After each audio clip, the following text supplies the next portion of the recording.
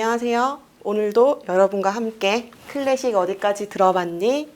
를 여러분과 함께 하게 될 강사 최일살입니다. 여러분 잘 지내셨나요? 코로나로 인해서 이렇게 비대면으로 여러분과 계속 만나고 있는데요. 오늘도 집중 잘해서 열심히 오늘 클래식이 무엇인가 어디 한번 잘 배워보는 시간 가져보겠습니다. 그러면 수업을 한번 시작해 보겠습니다. 자, 오늘은요. 한국의 음악가와 한국의 최초의 오페라 알아보기입니다. 그래서 우리는 먼저 한국의 최초의 오페라가 무엇인지 한번 먼저 알아보겠습니다. 그러면 이제 수업에 들어가 보겠습니다. 자, 우리나라에서 처음 상영된 오페라는 무엇일까요?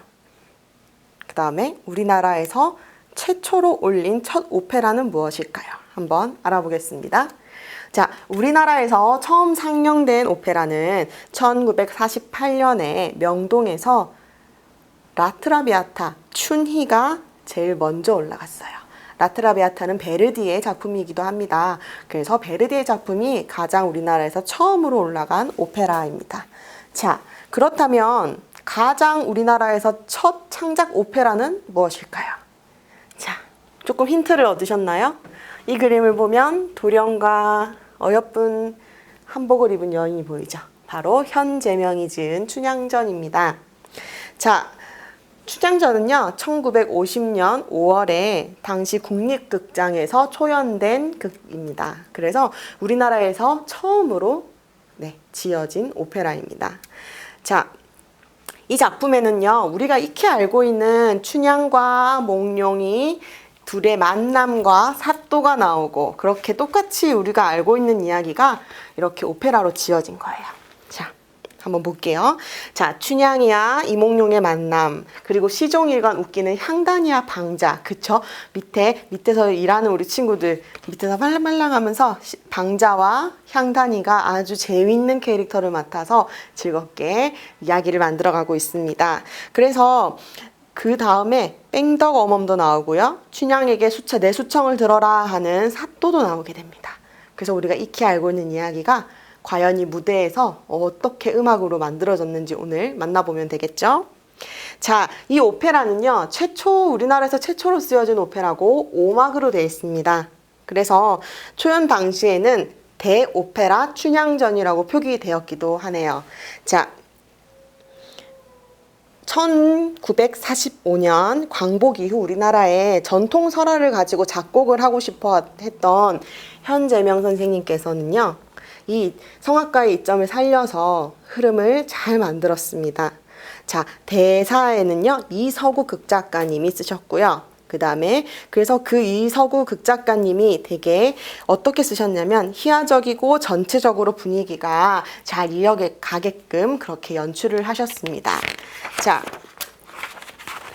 초연 당시에는요 무대에 서는 사람이 수많은 사람들이 있었어요. 마을 사람들부터 해가지고 안무하는 사람들, 그래서 정말 많은 사람들이 무대에 올라갔다고 하네요. 그래서 이 속에서 우리에게 알려진 아리아 몇 곡들을 지금도 열심히 사람들이 부르고 있습니다. 우리가 이때까지 지난 시간과 계속 배웠던 것처럼 아리아들이 있죠. 오페라에서는 그 아리아와 똑같이 이 춘향전이란 오페라에서도 똑같이 유명해진 아리아가 좀 있습니다. 그래서 오늘 선생님이랑 같이 이 아리아가 뭔지 배워볼 거고요. 그래서 우리나라 오페라도 다른 서양 오페라와 똑같이 5막으로 구성되어 있고 유명 아리아들이 있어서 그렇게 만들어지고 점점점 알려지게 되어서 지금까지도 많은 사랑을 받고 있고요. 지금 현재까지도 오페라 극장에서 많이 올려지고 있습니다. 너무나 자랑스럽죠, 우리나라. 아마 이분이 만들지 않았으면 우리 오페라의 역사는 조금 늦춰졌겠죠? 그래서 어떻게 보면 역사적으로 가장 중요하지 않나 생각이 듭니다. 자, 이번에는요, 우리가 등장인물을 만나볼 것입니다. 춘향전. 자, 춘향전에는 우리가 알고 있는 춘향, 이도령, 월매, 변사또, 방자, 향단이 나옵니다. 자, 그때 선생님이 말했던 것처럼 성악가에는 소프라노, 메조 소프라노, 테너, 베이스가 나온다, 바리톤이 나온다 했습니다. 춘향이는 곱고 아름다운 선율을 부를 수 있는 소프라노, 이도령은 남자 중에 하이파트죠. 테너, 월매는 알토, 메조소프라노로 합니다. 메조소프라노로 하고 월매가 맡았습니다. 변사또는 베이스. 베이스 낮은 음으로 변사또의 그런 위치를 나타내주고 있죠. 방자는 테너, 향단은 소프라노로 이루어져 있습니다. 자, 우리가 알고 있는 캐릭터랑은 거의 비슷합니다. 그렇기 때문에 우리 친구들이 이거를 배울 때 좀 어렵지 않게 다가갈 수 있을 것 같네요. 자, 그러면 우리 처음부터 한번 해볼게요. 선생님이 그때 오페라 서곡은 뭐라 했죠? 오페라 서곡에서는 우리가 이 오페라의 모든 이야기들을 알 수 있는 힌트들이 많이 숨어져 있다 했어요. 그쵸? 힌트들이 많이 숨어져 있기 때문에 그 힌트들을 잘 체크해서 본다면, 이거 서곡을 잘 들으면 아, 이 곡이 어떻게 끝나고 이 오페라의 끝이 어떻게 되겠구나, 여러분들이 잘 살펴볼 수 있겠죠? 자, 그러면 한번 음악을 들으면서 가보겠습니다. 자, 서곡 5월의 단오날을 맞아서 봄나들이 나온 사람들로 활기가 넘치는 마을의 모습을 볼 수 있습니다. 음악 듣고 오겠습니다.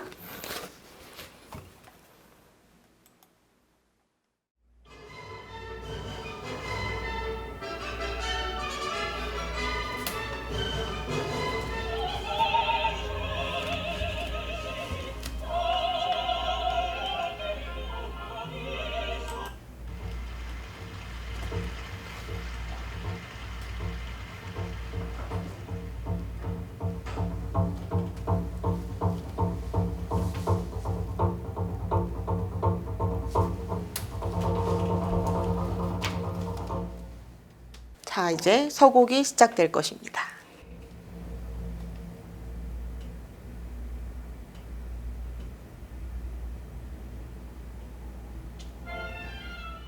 우리나라 오페라인 것이 딱 티가 나죠. 처음 부분에서 씨름을 하고 있고요. 의상도 우리는 외국 오페라를 봤다면 드레스를 많이 입었다고 보면, 이 오페라에서는 옛날 우리 조선 선조들이 입었던 한복들이 나옵니다. 머리도 똑같이 쪽진 머리로 머리를 하였고요. 그래서 춤도 우리 한국 무용이 나옵니다. 그렇기 때문에 모든 것이 한국적인 게 담겨있기 때문에 우리가 봤을 때 조금 더 가깝게 다가갈 수 있겠죠.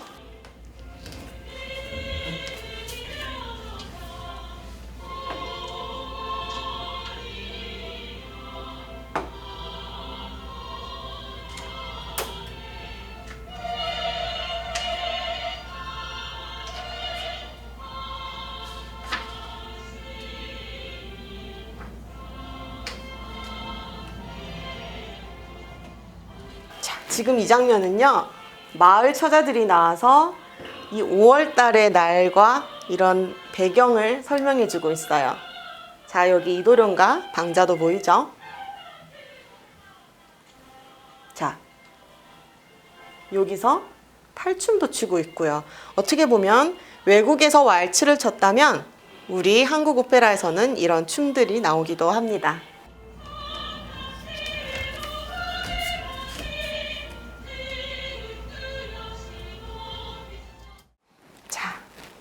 이 5월 단오날을 맞아서요, 이몽룡과 방자는요, 이 광안루에 나옵니다. 광안루에 나와서 봄 향기를 만끽하고 있었어요. 자, 근데 이때 기생인 월매의 딸 춘향을 만나게 됩니다. 춘향이가 이쁘게 차려입고 이쁜 모습으로 서 있는 모습을 봅니다. 그리고 그네 타는 모습을 보고 홀딱 반하게 되는데요. 그래서 도령은 이때 방자에게 춘향을 데려오라고 합니다. 그러나 거절합니다. 근데 싫어요 싫어요 하다가 결국에는 이도령과 만나게 됩니다. 자, 만나게 되어서 서로 만났는데요. 자, 몽룡이 춘향에게 이 봄날 함께 즐깁시다 라고 말합니다. 너무나 사랑스럽죠? 자, 그런 다음에 자신의 사랑을 얘기를 하면서 고백을 하게 됩니다. 어떻게 보면 정말 첫눈에 사랑에 빠진 것 같죠? 그래서 나비가 꽃을 찾아가야지 하면서 서로 그런 마음을 알아가는 아리아입니다. 자, 그러면 우리 아름다운 선율과 가사로 지어진 이 나비꽃과 같이 화창한 이 봄을 함께 사랑의 향기에 영원히 잠기리라, 이 노래를 한번 같이 선생님이랑 듣고 올게요.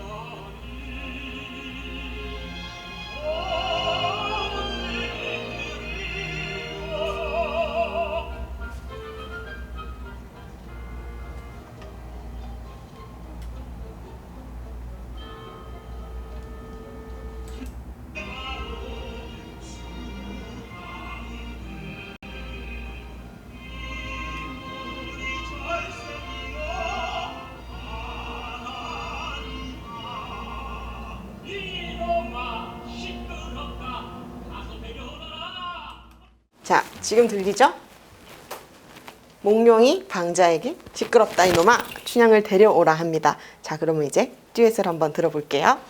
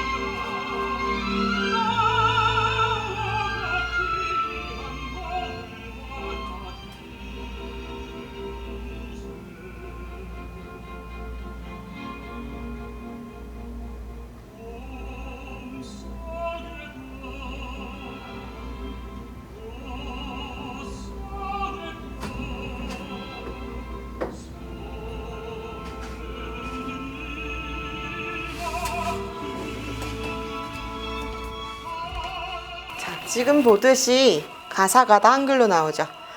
한글 가사로 모든 것이 진행되고요. 선율적인 부분에서도 약간 한국적인 코드와 그런 음색들이 나옵니다. 그래서 어떻게 보면 우리나라 스타일로 잘 만들어진 오페라라고도 볼 수 있습니다.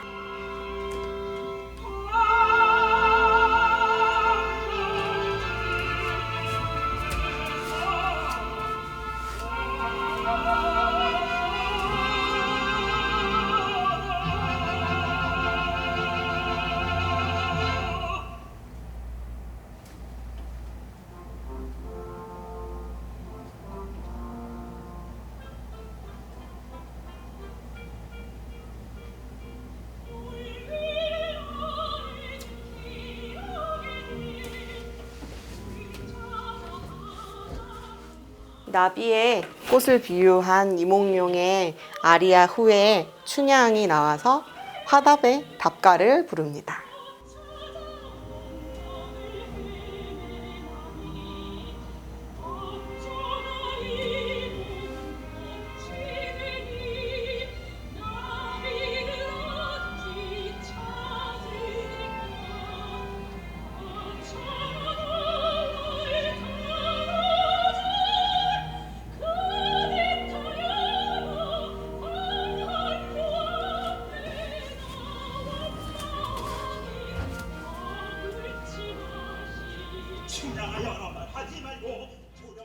자, 우리 둘의 사랑 이야기를 처음 만나서 사랑에 빠져서 서로 고백하는 내용을 들었습니다. 자, 그러면 조금 넘어가 볼게요. 네, 도령은 춘향의 집에 찾아가 결혼을 하겠다 말을 하게 됩니다. 그래서 백년가약을 맺게 됩니다. 바로 결혼이죠. 자, 그 후에 1년이 지나면서 둘은 사랑이 더 깊어지고 하루하루가 더 알콩달콩한 하루하루를 지내고 있습니다. 자, 그래서 방자는 향단이에게 우리도 재미를 즐겨보자, 우리도 한번 사랑을 해보자 이렇게 얘기를 하지만 싫다고 튕기기도 하고요. 자, 이때 월매는 사실 이 결혼을 마음에 들어 하지 않았어요. 왜냐하면 춘향이는 좋은 집 자제가 아니었고 기생의 딸이었기 때문이에요. 그래서 혹시 딸이 힘든 일을 겪지는 않을까라는 그런 걱정이 있었는데요. 그렇기 때문에 계속 염려하고 있는 상황입니다. 자, 그래서 계속 방자도 푸대접하고요. 이몽룡도 별로 좋지 않게 바라보는 그런 장면도 있습니다. 자, 그러면서 향단과 방자는 서로 꼬시고 있어요. 방자가 향단이 보고 계속 나랑 놀자 이렇게 꼬시고 있는 와중에 이몽룡과 춘향이는 서로 사랑의 듀엣을 부르게 됩니다. 이 노래는요, 너무나 재밌는데요. 가사를 보면 옛날에 시를 그대로 잘 인용한 것처럼 멜로디와 가사가 들으면 정말 신이 나는 둘의 이중창입니다. 자, 제목은요. 한 번 보아도 내 사랑, 10번을 보아도 내 사랑. 어떻게 보면 가사가 너무 재밌죠? 자, 그럼 선생님이랑 아리아를 들으면서 한번 더 이야기 나눠보겠습니다.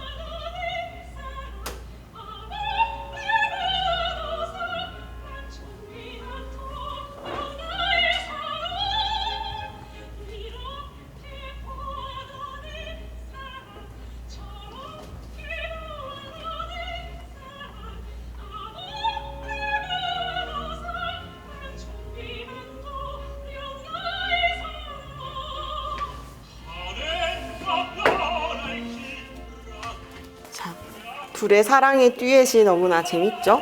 가사를 들어보면 더 알콩달콩한 걸 느낄 수 있고요. 이게 한국 오페라에서는 서양적인 요소들이 분명 들어가 있지만 특히 가사에서는 우리 외국 대사와는 다르게 또 우리가 접했을 때 조금 더 쉽고 재밌게 알아들을 수 있는 요소들이 많습니다. 자, 여기도 똑같이 레지타티보가 나오는데요. 여기 한국 오페라에서 레지타티보는 똑같이 한국말로 서로 그 대사를 음을 입혀서 진행이 됩니다. 그렇기 때문에 잘 들어야겠죠, 사실? 그렇지만 잘 들어보면 대사를 음을 입혀서 아주 자연스럽게 진행이 되고 있습니다.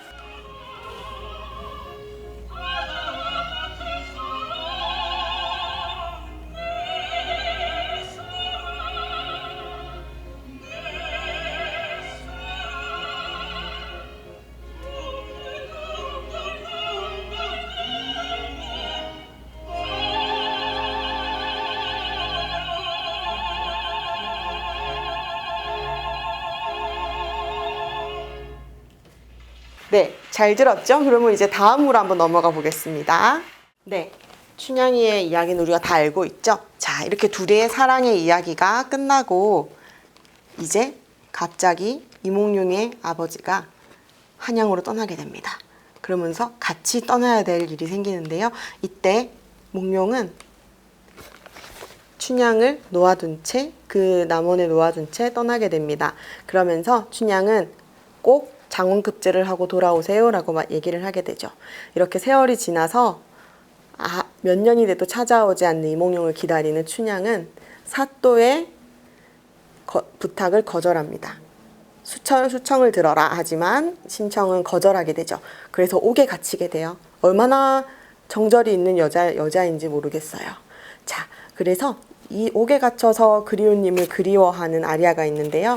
한국의 오페라 심청전을 한번 들어보겠습니다. 이때 제목은요. 몽룡이를 그리워하는 마음에 부른 노래입니다. 그리워 그리워. 이 아리아를 한번 들어볼게요. 심청이의 목소리로 한번 들어보겠습니다.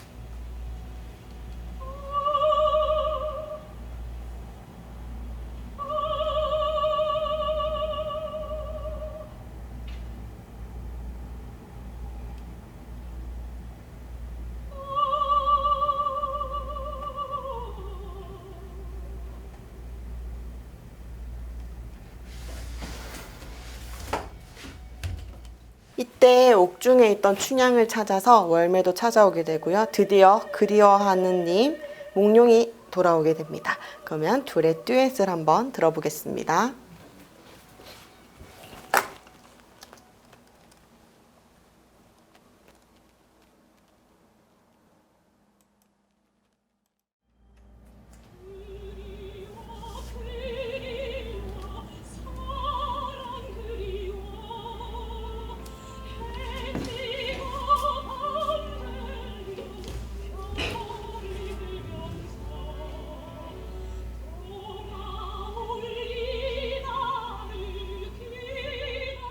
춘향과 몽룡의 듀엣입니다. 지금은 거지 행색을 하고 있는 몽룡인데요. 사실은 암행어사이죠. 그걸 모르는 상태에서 서로 둘이 만나서 서로의 그리움을 얘기하고 서로의 사랑을 얘기하게 됩니다.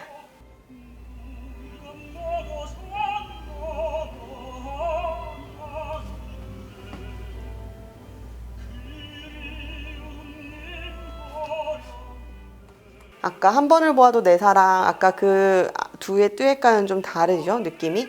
훨씬 그리워하는 마음이 더 많이 표현되고요. 그래서 가사를 보듯이, 듣고 보듯이 그 둘의 사랑이, 애절함을 더 느낄 수 있습니다.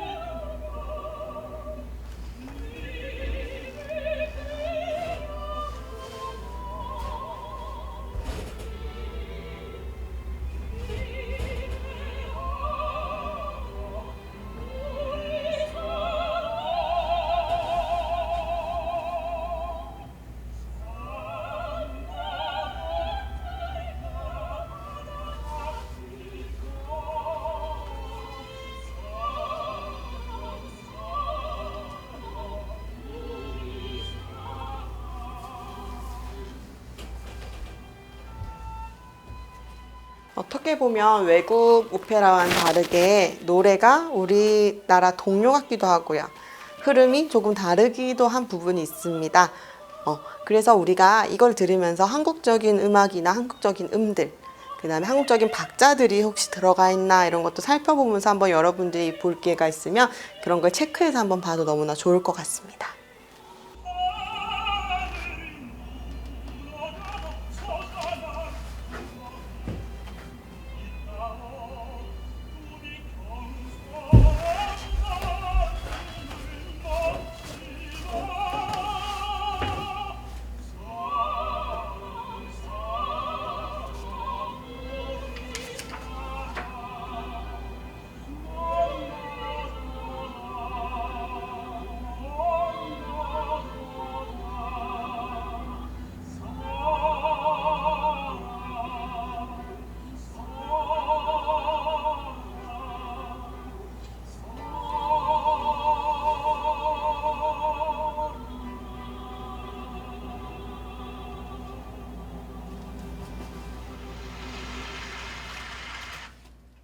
네, 잘 봤습니다.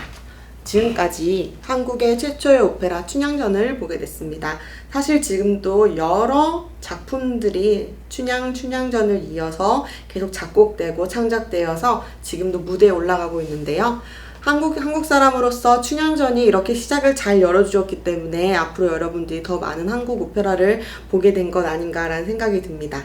그래서 우리 혹시 시간이 된다면 한국 오페라가 어떤 것이 있는지, 그 다음에 또 어떤 이야기를 가지고 그런 오페라를 만들었는지 한번 찾아보는 것도 너무나 재밌을 것 같은데요. 자, 그러면 이어서 우리 다른 것도 한번 보도록 하겠습니다. 한국의 음악가에 대해서 알아볼 텐데요. 한국의 음악가에 대해서는 우리 김민혜 선생님께서 설명을 해주겠습니다. 친구들 안녕하세요. 오늘은 한국의 음악가를 가지고 왔는데요. 우리 지금까지 클래식을 배우면서 계속 유럽 국가에 있는 다양한 작곡가들에 대해서 알아봤었어요. 그런데 갑자기 한국말이 들어오니까 되게 생소하다, 그쵸? 클래식 음악이 한국 사람에게도 점점 전해지면서 초창기 일제강점기 시절부터 한국에 있는 작곡가들이 유럽으로, 일본으로 공부를 하러 나가면서 점점점 세계적으로 위상을 떨치기 시작했습니다. 그 중에 제가 가지고 온 작곡가는 먼저 윤희상입니다. 윤희상 들어본 적 있을까요?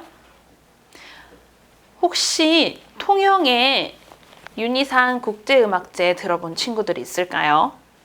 통영에 아주 작은 도시지만 멋진 문화시설을 지어두고 매년 전 세계에서 유수의 작곡가들이 윤희상의 곡을 연주하러 모입니다. 거기서 크게 윤희상의 음악 축제를 열기도 하는데요. 윤희상은 한국의 통영 출신입니다. 통영에서 나고 자란 윤희상은요, 일본으로 음악을 공부하러 가서 거기에서 다시 유럽으로 가면서 점점점 자신의 작품 세계에서 활동 영역을 넓혔던 작곡가인데요.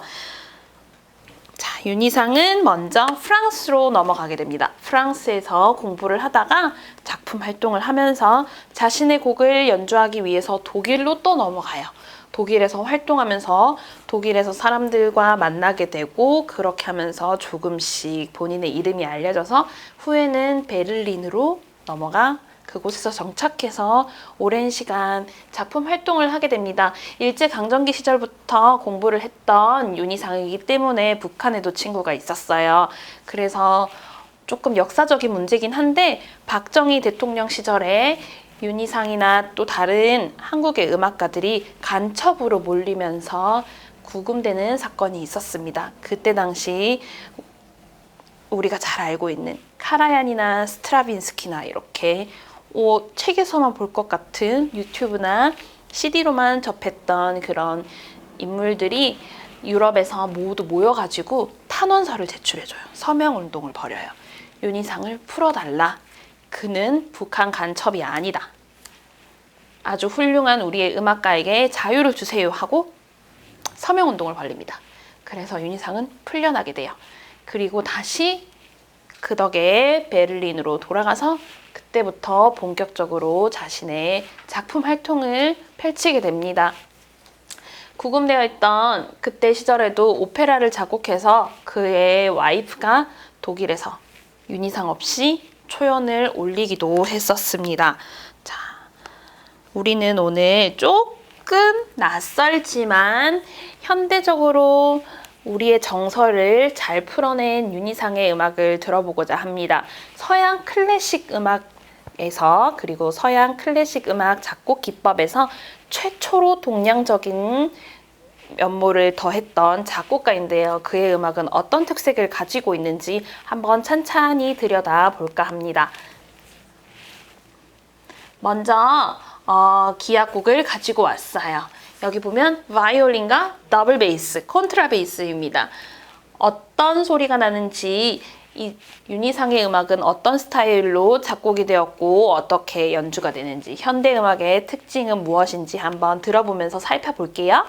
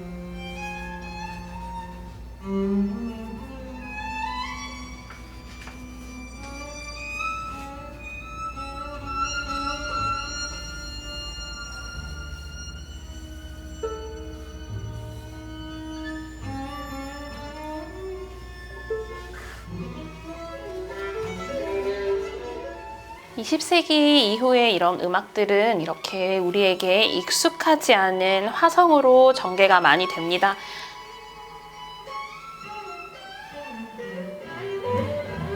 이렇게 불협화음인 것 같은 전개 속에서도 충분한 자기들만의 규칙이 있고요. 불협화음에 대한 규칙도 있습니다. 이렇게 정형화되어 있던 음악의 표현들이 점점점 더 자유를 얻어서 다양한 화성과 음악적 기법으로 표현이 되고 있습니다.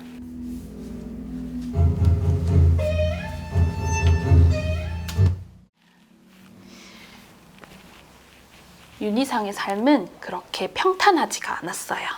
1917년도에 태어났었는데 그때가 일제강점기입니다. 일본에서 공부를 하기도 했지만 항일운동을 하면서 감금을 당하기도 하고요. 아까 설명했듯이 간첩으로 오해받아서 수용생활을 하기도 하면서 갖은 고문과 고통의 시간을 보내기도 합니다. 그럼에도 불구하고 이런 시간들 속에서 끊임없이 음악계를 위해서 한국의 클래식 음악계를 위해서 무던히 노력을 했었는데요. 윤희상의 가장 큰 관심사는 20세기 서양의 전위음악을 활용한 한국 음악의 발전이었습니다. 윤희상은 유럽에서 활동해서 오페라 작품이나 이런 악기들을 위한 곡도 많이 작곡을 했지만 한국을 위한 작품도 많이 작곡을 했었는데요. 먼저 5.18 민주항쟁 시에는 김대중 석방운동 등을 응원하면서 광주여 영원히라는 곡을 작곡하기도 했었습니다. 자, 순탄하지 않았던 그런 삶 속에 핍박을 받으면서 지냈던 윤희상은 결국 한국으로 돌아오지 못하게 되었어요. 많은 방해와 어려움 속에서 평생을 독일에서 보내고 거기에서 눈을 감았는데요. 2018년에 윤희상의 묘가 통영으로 다시 이장을 하였습니다. 우리가 조금 올해는 코로나 때문에 접할 수 있는 기회가 너무 없어요. 그쵸? 아마 내년에는 나아지기를 바라는 소망을 가득 담아서 통영국제음악제에서 이런 음악들을 실황으로 들으면 훨씬 더 재미가 있을 것 같아요. 또 지금 바이올린과 더블 베이스로 표현을 하였는데 이번에는 현악 오케스트라를 위한 윤희상의 현대적인 음악 표현은 어떻게 되는지 한번 같이 들어볼게요.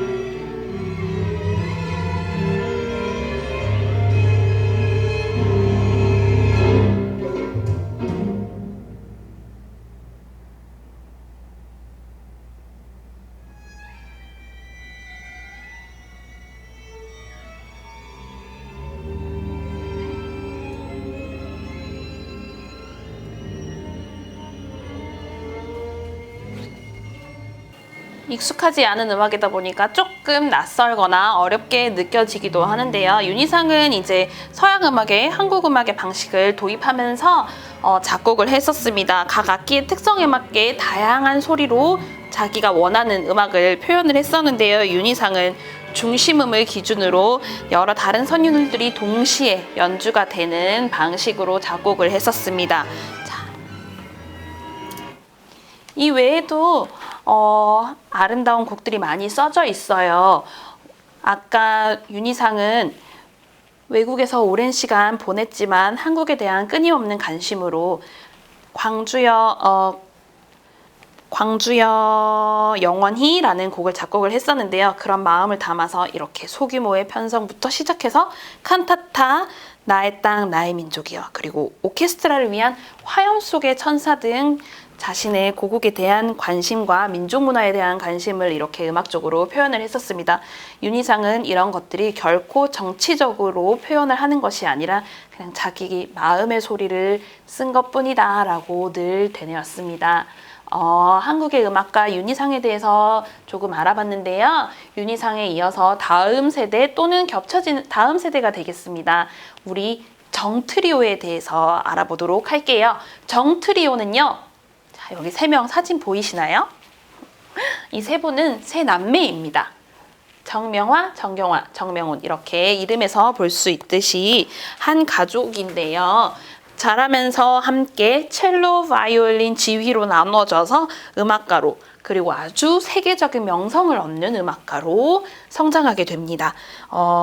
선생님 세대 그리고 엄마 세대에서는 정트리오가 굉장히 유명해요. 먼저 우리 이 세 남매 중에서도 정명화에 대해서 알아보려고 합니다. 자, 사진에 뭘 들고 있죠? 이 사진 말고 뭐를 들고 있는지 보이시나요? 첼로를 들고 있습니다. 첼리스트예요. 첼리스트 정명화는요. 어렸을 때 피아노를 배웠었지만 엄마가 첼로를 선물을 하면서 첼리스트로 성장하게 됩니다. 오랜 시간 열심히 연주하여서 미국 줄리어드에서 공부를 하게 되는데요. 줄리어드에서 공부를 하면서 나는 세계적인 첼리스트가 돼야겠다라고 다짐을 하면서 열심히 연습해서 아주 좋은 길들을 나아가게 됩니다. 국제음악 콩쿠르에서도 상을 받고요. 세계적인 명성을 가지고 있는 오케스트라와 함께 협연하면서 점점점 더 이름을 떨치고 부상을 하게 되었는데요. 정명화는 이렇게 솔리스트로서 무대에서 활동하는 것뿐만 아니라 미국 베네스 음대나 한국의 한국예술종합학교에서 후학을 양성하면서 교수님으로도 재직을 했었습니다. 그녀에게 제일 중요한 거는 이렇게 악기하는 것도 되게 중요하지만 나는 사람의 마음이 가장 중요하다라고 얘기를 했었습니다. 이렇게 늘 따뜻한 마음이 중요하다고 했던 음악가가 연주하는 악기 소리는 어떤지 우리 한번 들어볼까 해요. 먼저 이거는 솔로 연주가 아니라 피아노 3중주거든요. 피아노와 바이올린과 그리고 첼로가 더해져서 함께 연주하는데요. 한번 들어보실게요.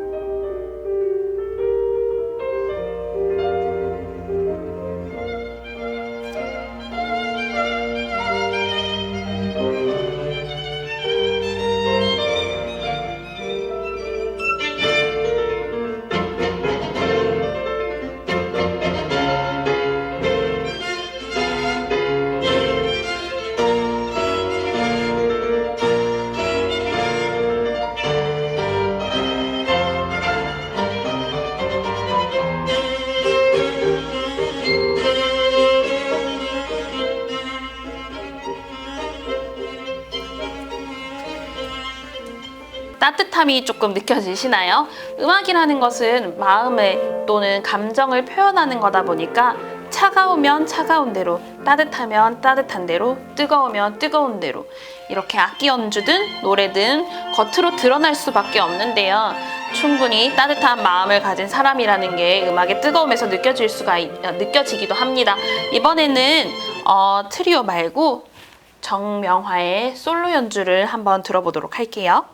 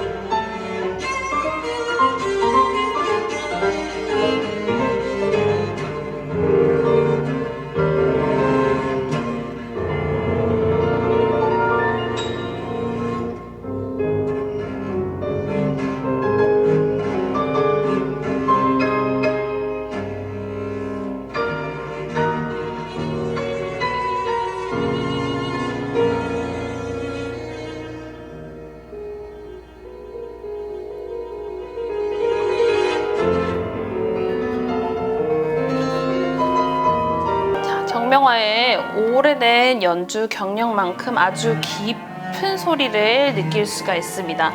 이렇게 연주하는 사람들에게 악기도 굉장히 중요합니다. 정명화가 가지고 있는 악기는 전 세계에 30대 정도밖에 없는 스트라디바리우스라는 악기라고 해요. 이거는 1771년에 만들어진 악기입니다. 오래된 시간만큼 많은 연주자들의 손을 거쳐서 나무에 악기의 소리가 차곡차곡 쌓여서 더 좋은 울림을 가지게 되는데요. 이 첼로는 값으로 매길 수가 없을 만큼 아주 큰 가치가 있는 악기라고 합니다.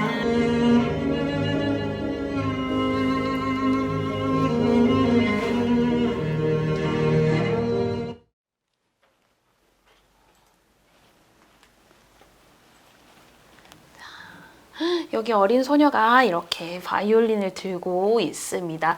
이번에는 정경화 바이올리니스트에 대해서 한번 볼까 합니다. 이렇게 조그만한 동양 친구들이 미국에서 살아남기가 절대 호락호락하지 않았을 거예요. 지금보다 훨씬 더 강한 인종차별이 있었겠죠. 백인들보다 훨씬 더 탄탄한 실력을 가지고 있어야만 빛을 발할 수 있었는데요. 그런 독한 마음을 먹고 성장했던 정경화입니다. 굉장히 지금도 활발하게 활동을 하고 있어요. 악기 같은 경우는 근육을 이용해서 연주를 하기 때문에 나이가 들면 들수록 좋은 소리를 내기가 조금 어렵습니다. 그럼에도 불구하고 이렇게 오랜 시간 활동하는 데에 대해서 굉장히 많은 존경을 표하기도 하는데요. 중간에 정경화는 한 50대쯤, 40대쯤 손을 다쳤었어요. 바이올리니스트가 손을 다치면 더 이상 연주를 할 수가 없잖아요. 그래서 연주 활동을 멈추고 후황양성에 힘쓰다가 다시 극적으로 손의 힘을 회복해서 조금 나아진 상태로 지금 연주자의 삶을 살고 있는데요.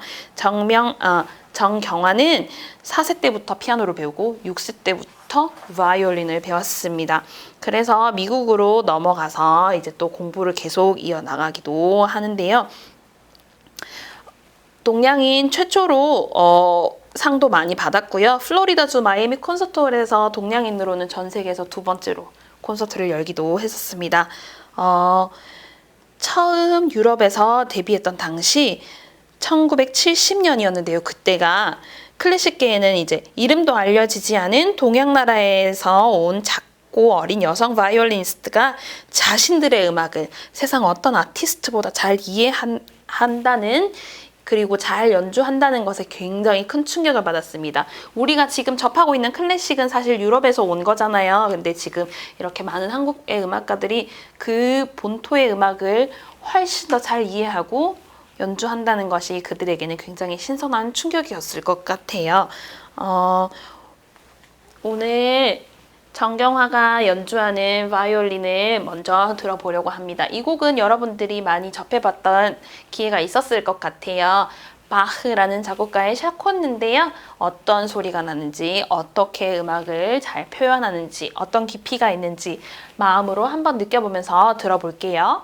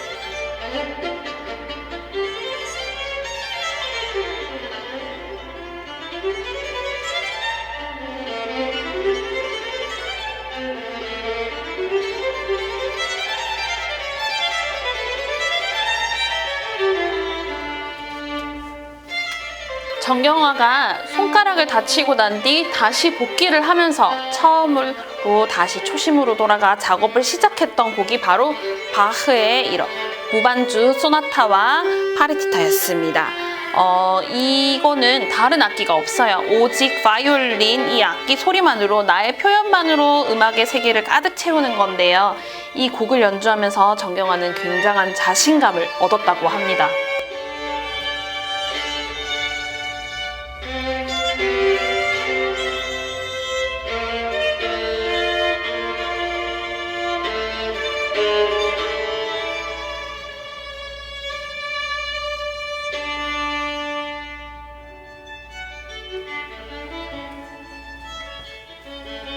이런 자신감을 가지고 열심히 쏟아부어서 이 바흐의 무반주 소나타와 파르티타를 2016년에 정경화가 앨범으로 녹음을 하는데요.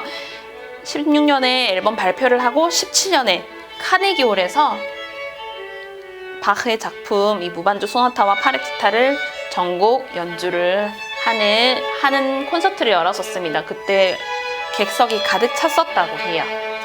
바흐 곡은 이 정도 들어보고요. 정경화의 아주 어렸던 젊었던 시절에는 또 어떤 음색을 가지고 표현을 했었는지 한번 들어보도록 할게요. So there's a technique with the bow, isn't it? Yes. You jump on the string. And it can be played different ways, you know. It's the way of playing the violin, really like an express train, as it were.